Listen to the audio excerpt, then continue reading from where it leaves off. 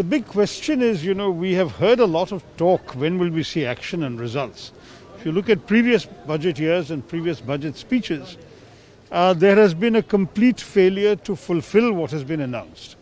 There is, for example, a very high reliance on disinvestment. But in fact, the government has failed to meet its disinvestment targets every year for the last 6 years. जो दो खास मुद्दे देश के सामने हैं वो हैं कि डिफेंस और एग्रीकल्चर, कृषि और हमारी सीमाओं पे सुरक्षा करना। डिफेंस बजट की कोई बढ़ोतरी नहीं हुई और एग्रीकल्चर में इन्होंने कोई स्कीम नहीं दी। हालांकि आंकड़े दिए हैं और आंकड़ों के आधार पे ये कहते हैं कि किसान खुश है, लेकिन किसान तो आंदोलन पे बैठा हुआ है। तो आंकड़ों से कोई आंदोलन तो नहीं खत्म होगा। भारत के 135 करोड़ जनता की अपेक्षाओं और आकांक्षाओं को ध्यान में रख करके एक विकासोन्मुख और व्यावहारिक बजट प्रस्तुत करने के लिए मैं आदरणीय प्रधानमंत्री जी का और माननीय वित्त मंत्री जी का हृदय से अभिनंदन करता हूं। बहुत लंबे समय से जो हम लोग सपना देखते थे वो सपना साकार हुआ है नरेंद्र मोदी जी के नेतृत्व में। Health and wellbeing of individuals, इसको सेंटर स्टेज मिला है। 6 प्रोमिनेंट पिलर्स की बात की वित्त मंत्री ने, उसमें top most pillar health and wellbeing,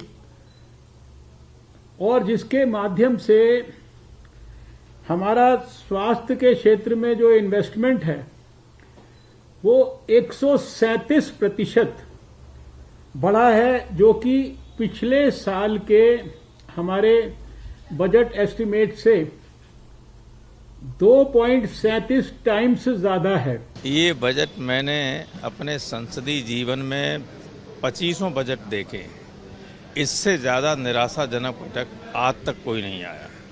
हम लोगों को उम्मीद थी कि जो करोड़ों लोग बेरोजगार हो गए हैं उनके लिए कुछ व्यवस्था होगी, रोजी रोटी की व्यवस्था होगी, जिनके बच्चों को एक बूंद दूध नहीं मिल पा रहा है, जो सूखी रोटी खाने के लिए भी उन्हें कभी कभी तरसना पड़ता है, जो आत्महत्या कर रहे हैं लॉकडाउन के चलते, जिनको इधर से उधर शिफ्ट होना पड़ा, सब नौकरियां छूट गई, मजदूरी छूट गई, फैक्ट्रियां छोटी बड़ी सब दुकानें बंद हो गई, तो उनके लिए कोई व्यवस्था नहीं है। कि ये बजट नहीं था बल्कि देश का सेल था। देश निर्माण के लिए कोई बजट नहीं बल्कि ये देश बेचने का बजट था। आप लोग सब लोग जानते हैं, पहले रेलवे को बेचा, एयर इंडिया को बेचा, भारत पेट्रोलियम को बेचा गया, तरह तरह की संस्थानों के संपत्तियों को बेचा गया, और ये पूरी तरीके से जितने प्रतिष्ठान हैं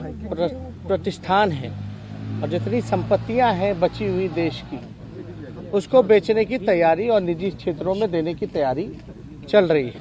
हमें भी उम्मीद था कि असाधारण स्थिति में जब बजट पेश होगी तो इसके असाधारण कोई कदम उठाने की झलक मिलेगा, लेकिन ये बजट में असाधारण स्थिति में बड़े साधारण और एक निजीकरण की राह पकड़ते हुए सरकार खुद को बचाना चाहते हैं। स्थिति असाधारण, बजट निजीकरण की राह पे चले। The stats given by the finance minister on procurement, that was wonderful. That's, I think, something which the government been saying for the longest time, that they are working for the benefit of the farmers. And I think the statistics shows that the government has actually been working for the past 6 years. I think overall it's a very complete budget taking care of every section of the society, especially the